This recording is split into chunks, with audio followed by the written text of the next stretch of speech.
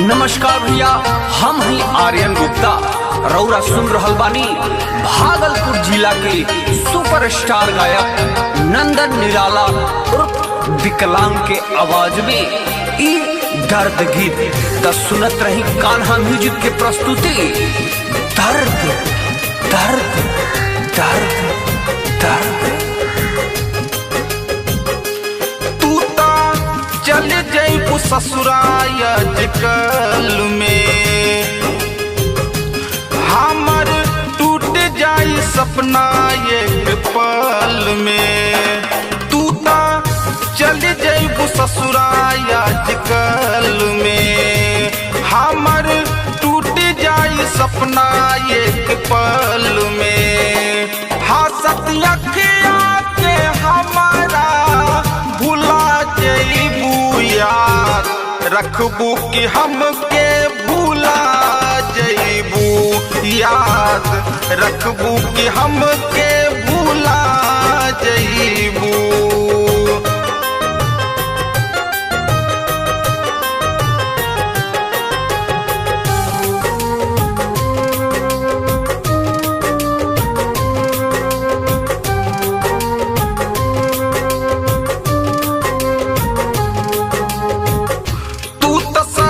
बाजा के रहबू खुशहाल में, हमरा के छोड़ जइबू जान बुरा हाल में। ए जान तू तो ससुर बाजा के रहबू खुशहाल में, हमरा के छोड़ जइबू जान बुरा हाल में। हमरा जिंदगी भुला जइबू यार, रखबू कि हमके भूला जइबू याद, रखबू कि हमके भूला जइबू।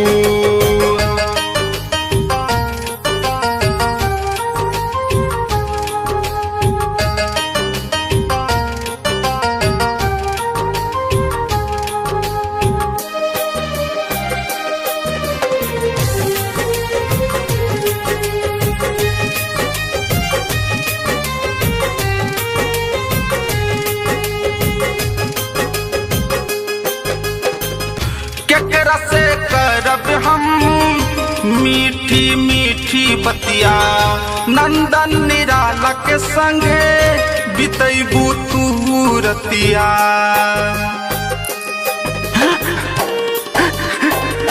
केकरा से करब हम मीठी मीठी बतिया, नंदन निराला के संगे बितैबू तू रतिया।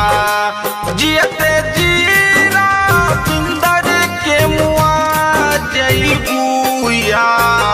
रखबू कि हमके भूला जइबू याद, रखबू कि हमके